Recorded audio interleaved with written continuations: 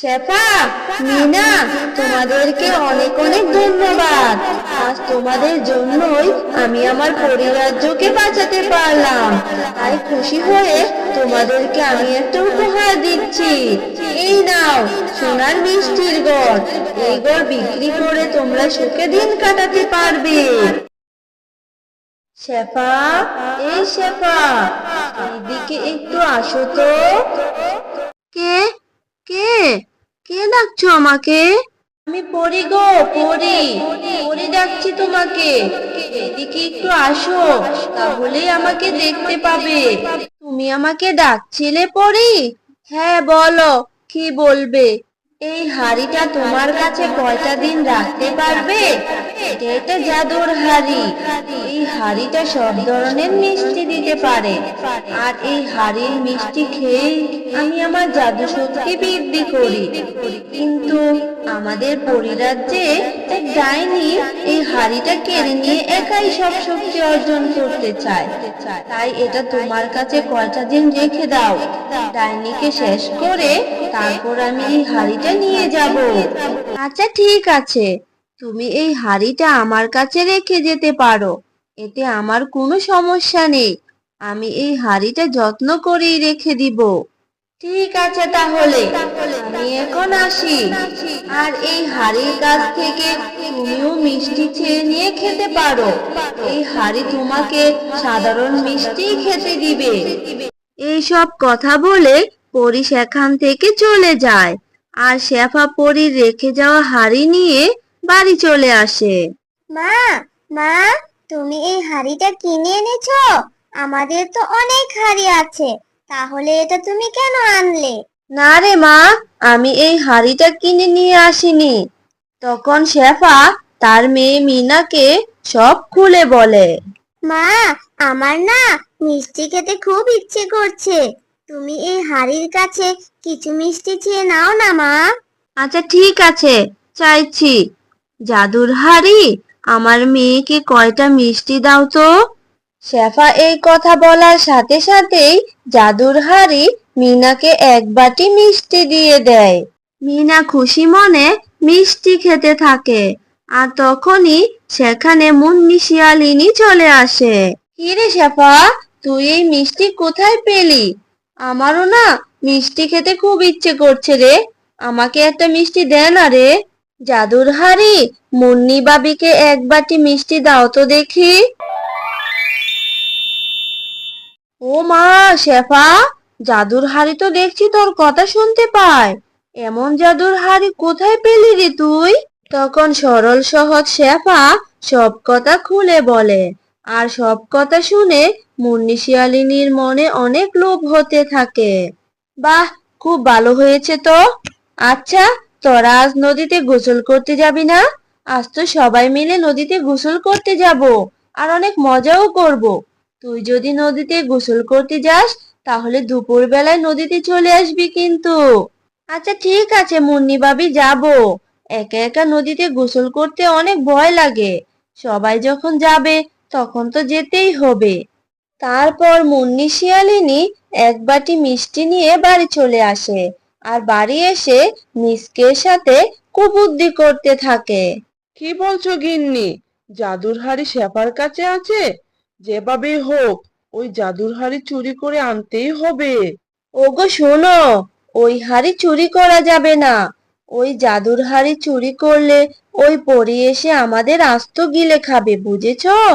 তাই শেফা যখন বাড়িতে থাকবে না, তখন বেশি করে মিষ্টি নিয়ে আসবো। তাহলে ঠিক আছে। শুনো, আজ দুপুরবেলা শেফা নদীতে গোসল করতে আসবে। তখনই আমাদের শেফার বাড়িতে যেতে হবে। এরপর মুন্নি আর মিচকে দুপুর হওয়ার অপেক্ষা করতে থাকে। এইভাবে দেখতে দেখতে দুপুর হয়ে যায়। আর দুপুর হতেই শেফা মিনাকে নিয়ে নদীর পাড়ে চলে যায়।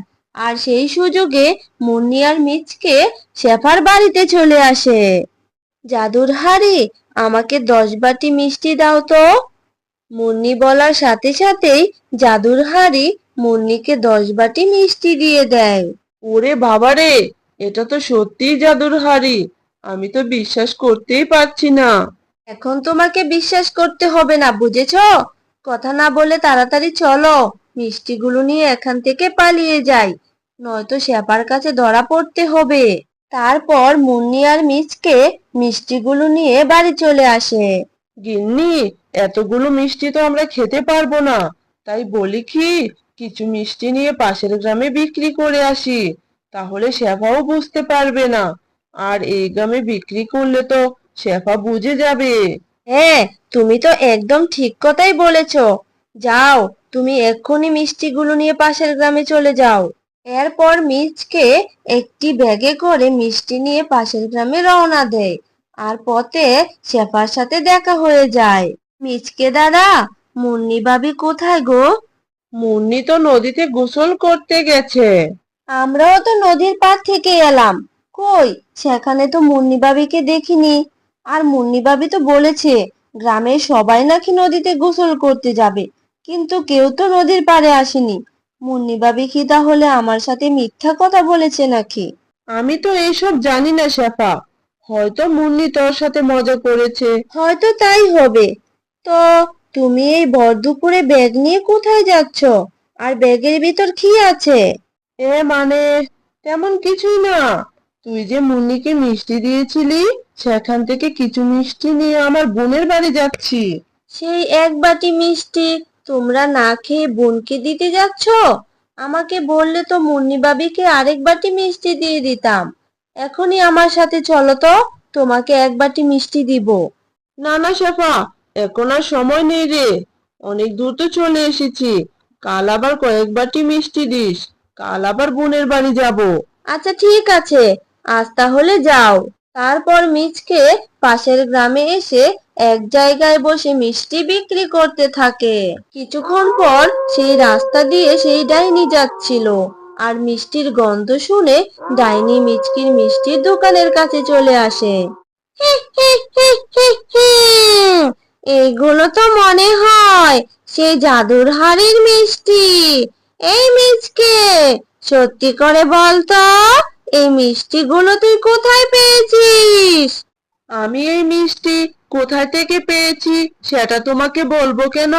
তোমাকে বলে তো আমার কোনো লাভই নেই। লাভ আছে, লাভ আছে। তুই যদি সেই জাদুর হাড়ির কথা আমাকে বলে দিস, তাহলে আমি তোকে সোনার মিষ্টির ঘর বানিয়ে দিব। সত্যি বলছো ডাইনি? তুমি আমাকে সোনার মিষ্টির ঘর বানিয়ে দিবে? তার মানে তুমি সেই ডাইনি, তোমার কথা আমি শুনেছিলাম। এরপর মিচকে ডাইনিকে জাদুর হাড়ির কথা বলে দেয়। জাদুর হাড়ির সন্ধান দেওয়ার জন্য তোকে অনেক অনেক ধন্যবাদ। আর এই নে সোনার মিষ্টির ঘর। এখন আমি জাদু শক্তি অর্জনের হাড়ি নিতে যাই।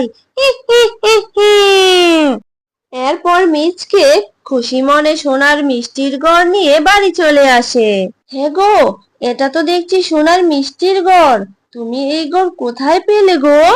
তখন মিচকে মুন্নিকে সব কথা খুলে বলে। আর সব কথা শুনে মুন্নি তো খুশিতে লাফাতেই থাকে। আর তখনই মুন্নি শিয়ালিনীর বাড়ির পাশ দিয়ে মিনা যাচ্ছিল। তখন মিনা সব কথা শুনে ফেলে। তার মানে মিচকে কাকা ডাইনিকে জাদুর হাড়ির কথা বলে দিয়েছে। আমাকে এক্ষুনি জাদুর হাড়িটা লুকিয়ে রাখতে হবে। এইসব কথা বলতে বলতে মিনা তাড়াতাড়ি বাড়ি চলে আসে। আর বাড়ি এসে জাদুর হাড়িটা মাটির নিচে পুঁতে রাখে। আর তখনই সেখানে ডাইনি চলে আসে। এই ছোট্ট মেয়ে, এটা কি শেফার বাড়ি? হ্যাঁ ডাইনি, এটা তো শেফার বাড়ি। আর আমার মায়ের নামই শেফা। কিন্তু কেন ডাইনি আমাদের বাড়ি খুঁজছো? তোদের বাড়িতে আমার একটা জাদুর হাড়ি আছে। তাড়াতাড়ি ঘর থেকে জাদুর হাড়িটা নিয়ে আয় বলছি, নয়তো তোকে জাদু দিয়ে ইঁদুর বানিয়ে ফেলবো। জাদুর হাড়ি আমাদের বাড়িতে কিভাবে আসবে? এই মিথ্যা কথা তোমাকে কে বললো শুনি? আমাদের বাড়িতে কোনো জাদুর হাড়ি নেই। বিশ্বাস না হলে ঘরের ভিতর গিয়ে দেখতে পারো। সত্যি তো, এই বাড়িতে কোনো জাদুর হাড়ি নেই। তার মানে জাদুর হাড়িটা মিচকের বাড়িতেই আছে। আমি এখনই ওই বাড়িতে যাব। শেফা, শেফা, তাড়াতাড়ি জাদুর হাড়িটা নিয়ে আসো। বেশি করে মিষ্টি খেয়ে শক্তি অর্জন করে ওই ডাইনিকে খুঁজতে হবে, যেন ওকে খুঁজেই আমি মেরে ফেলতে পারি। তুমি কি ওই ডাইনিকে খুঁজছো? ওই ডাইনি তো মিচকে কাকার বাড়িতে গেছে। মিনা, কিসব বলছিস তুই? তখন মিনা মা ও পরীকে সব খুলে বলে। তাহলে তাড়াতাড়ি হাড়িটা বের করো, আজই ডাইনিকে শেষ করতে হবে। তারপর মিনা পরীকে জাদুর হাড়ি এনে দেয়। হে হে হে হে, এই মিচকে, কোথায় রেখেছিস আমার জাদুর মিষ্টির হাড়ি? তাড়াতাড়ি বল, এক্ষুনি আমার জাদুর হাড়ি ফিরিয়ে দে বলছি। একি ডাইনি, তুমি আমার বাড়িতে জাদুর হাড়ি নিতে এসেছো কেন? ওই হাড়ি তো শেফার বাড়িতে আছে। এই মিথ্যেবাদী, চুপ কর বলছি। তোদের সোনার মিষ্টির ঘর দেয়াই আমার ভুল হয়েছে। এক্ষুনি আমি এই ঘর অদৃশ্য করে দিচ্ছি, দাঁড়া। ডাইনি, তুমি আমার স্বপ্নের মিষ্টির ঘরটা কেড়ে নিলে। তোরা যদি আমার জাদুর মিষ্টির হাড়ি ফিরিয়ে না দিস, তাহলে তোদের দুজনকেই মুরগি বানিয়ে দিব। হি হি হি হি। মানে ডাইনি, তুমি এটা করতে পারো না। তারপর ডাইনি জাদু করে মুন্নি আর মিচকেকে মুরগি বানিয়ে দেয়। তখনই পরী শেফা ও মিনাকে নিয়ে সেখানে চলে আসে ও ডাইনিকে মেরে ফেলে। শেফা, মিনা, তোমাদেরকে অনেক অনেক ধন্যবাদ। আজ তোমাদের জন্যই আমি আমার পরিরাজ্যকে বাঁচাতে পারলাম। তাই খুশি হয়ে তোমাদেরকে আমি একটা উপহার দিচ্ছি। এই নাও সোনার মিষ্টির ঘর। এই ঘর বিক্রি করে তোমরা সুখে দিন কাটাতে পারবে।